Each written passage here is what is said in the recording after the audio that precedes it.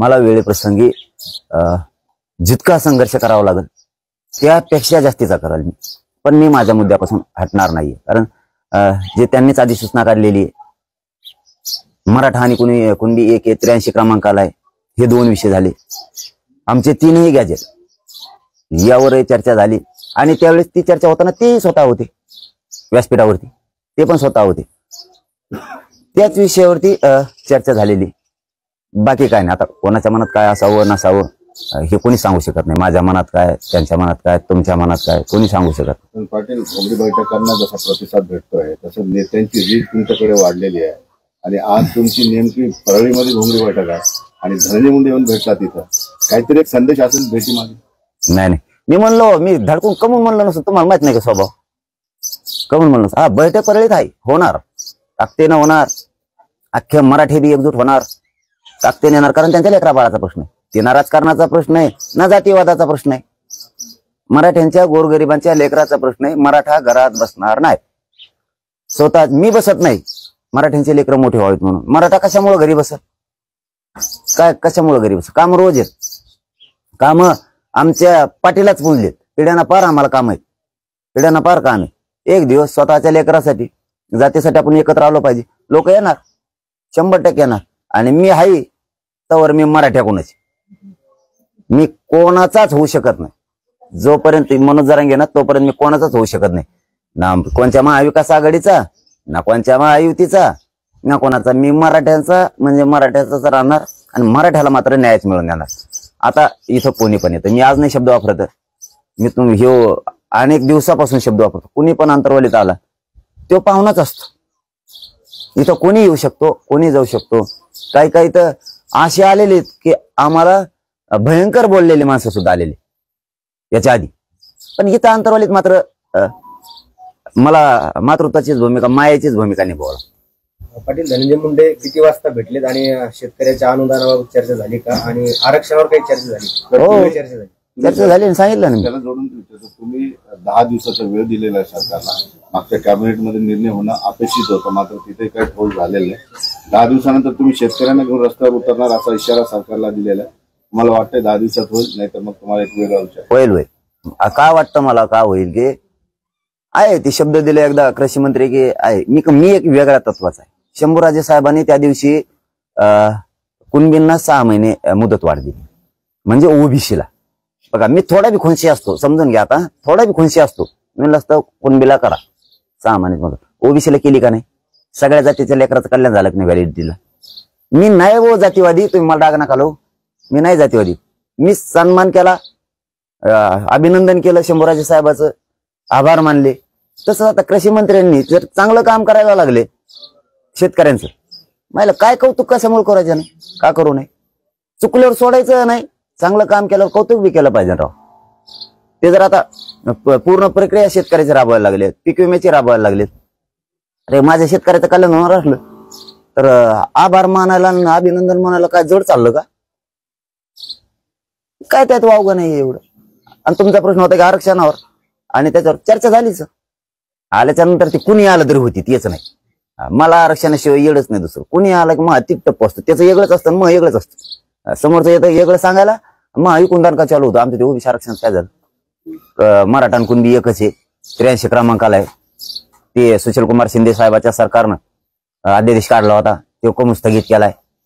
सगळ्या स्वारीची अंमलबजावणी का करत नाहीत? 3ही गॅजेट का लावत नाहीत? शिंदे समितीला मुदत वाढ दिली, तुम्ही त्या समितीला का काम करत नाही? मग मुदत वाढ दिली, काम का करत नाही? मराठ्यांच्या नोंदी शोधायच्या बंद कशामुळे झाल्या? प्रमाणपत्र द्यायला का थांबवले? काही काही अधिकारी असे आहेत, सोलापूरचे का कुठले तर एक, आणि एक धाराशिवचे तर पवार नावाचे कुणीतरी बहुतेक अधिकारी, तर ते व्हॅलिडिटी 4-4, 6-6 महिने झाले तरी देत नाहीत. म्हणजे ह्या तक्रारी आहेत. मग फडणवीस साहेबांनी त्याकडे लक्ष दिलं पाहिजे ना, की हे का रोखलंय? गोरगरिबांच्या पोरांना ईडब्ल्यूएस मधून आधी फॉर्म भरलेले, त्यांना का रद्द करायला लागले? हे माझं डेली समाजाचं काम चालू असतं. कुणी आला तरी पण मी समाज सोडून बोलतच नाही. आणि माझ्या मराठ्याला पटलेलं आहे, कुणी आला तरी मी काय त्याचा होत नाही, मी समाजाचाच राहतो. सरकारच्या वतीने त्यांनी काही सांगितलंय का? चर्चा चालू आहे सरकारमध्ये किंवा घडामोडी आरक्षणाच्या विषयी होत आहेत असं, म्हणजे सरकारच्या माध्यमातून काही तुम्हाला असं काही बोलणं झालंय का? एकंदरीत किती वेळ चर्चा झाली पाटील? मी होतो झोपीत आणि ते आले, वाजलेले किती असते नाही सांगतो 3 वाजले असते ना अंदाजे 2:45-3 वाजले असते. मग टेकलो 20 मिनिटं चर्चा झाली. 20 मिनिटं मागं पुढं आम्ही झोपलेलोच होतो. ते आले म्हणले की लगेच आलो. कारण काय मी पुन्हा सांगतो आंतरवाईत कोणी येऊ शकतो. पाटील, विधानसभेच्या तोंडावर सगळ्या राजकीय पक्षांनी आपले गणित मांडायला सुरुवात केलेली आहे. कोण कुणासोबत जाईल, किती जागा राहतील, याच्यावर बराच गदारोळ सुरू झालेला आहे. परंतु तुमची महत्वाची भूमिका विधानसभेमध्ये असणार, त्यामुळे आपले पत्ते कोणीच खोलायला तयार नाही. काय त्याच्याकडे बघताय? काय नवीन आघाडी होऊ शकते? शरद पवार आणि एकनाथ शिंदे यांच्याबद्दल बरेच राजकीय चर्चा सुरू झाली, तर तुम्ही अजून तयारीत दिसत नाही का? तुम्हाला तयारी करायची गरज नाही? तुम्ही ते वेगळंच आणलं आता. युतीची वेगळी आहे. शरद नाही, पवार आणि त्यांच्या- एकनाथ शिंदे हे एकत्रित येतील अशा पद्धतीचे संकेत आहेत राजकीय. मला नाही त्यातला माहित. पण आपला जे प्रश्न विचारला तुम्ही, तुमची तयारी का? आमजवळ काय आहेच मतदान. आम्हाला काय तयारी करायची त्याची गरज नाही पडत. यांनी केव्हा निवडणूक ठेवून द्या, यांनी उद्या म्हणून द्या सकाळी. आम्हाला काय लढायचं जर ठरलं तर आम्ही बैठक घेणार आहे. पाडायचं ठरलं तर त्याच बैठकीत निर्णय होणार आहे. आम्हाला काय लढायचं ठरलं तर नुसते फॉर्म भरायचे आणि पाडा ठरलं तर मग तर टेन्शनच नाही, मग तर कार्यक्रमच. पण आम्ही रेडीच आहेत. रेडी कोण नसतं की ज्याचं मतदान एक गठ्ठा नाही. आमचा मराठा सगळा एकवडलेला आहे. एक 10-12% सोडून दिलेला आहे. ते होणारच नाही. त्यांना पहिल्यापासून मराठा एक होऊ द्यायचा नाही. आणि त्याच लोकांनी खरं मराठ्याला आतापर्यंत एक होऊन दिलेलं नाही. गरीबाची जाण नाही त्यांना. गरीबाचे लेकरं मोठे होत हे त्यांना वाटत नाही. त्यामुळं आमचे गरीब एक झाले. आम्ही ठरवलेलं पक्क ज्या दिवशी ते निवडणूक जाहीर करतील आम्ही दोन्ही बाजून तयार आहेत. फक्त बैठक घ्यायची, पाडायचे का उभा करायचे. आम्हाला काय लोड आहे? आम्हाला काय लोड आहे? उद्या आम्ही मागच सांगितलेलं आहे आपले कागदपत्र तयार ठेवा, निवडणूक फॉर्म भरायची. उद्याच्याला कॅन्सल झालं तुमचं वायाला जातील. जाऊ दे, गेले पैसे वायाला जातील, कागदपत्र काढले जाऊ द्या वाया. पण रेडी राहा.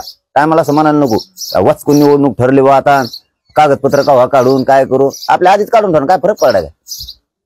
ज्यांना त्यातून एक दिला जाईल, बाकीचे परत कागद रद्द होतील. जर ठरलं तर आम्ही रेडी आहेत. काही अडचण नाही. फडणवीस साहेबांना म्हणता येत आम्ही रेडी. प्रवीण दरेकरांनी तुमच्यावर टीका अशी केली, मराठा समाज तुमची मालमत्ता आहे का? नौटंकी थांबवा, नाही तर मराठा समाज तुमच्या विरोधात उभे करू. प्रवीण दरेकर आता आणखीन कोण करायचं राहिले? कोण करायचं राहिलं उभा? ते ट्रॅप आहे. देवेंद्र फडणवीसने रचलेला ट्रॅप आहे. ते सगळे आमदार मोठे लोक जे बोलतात ना, यांना गरीब मोठा होऊ वाटत नाही. गरीब मराठा उभा करायचं राहिले काय म्हणा. सगळेच उभा केले, सगळ्या संघटना फोडल्यात, सगळं काही समन्वय फोडलेत.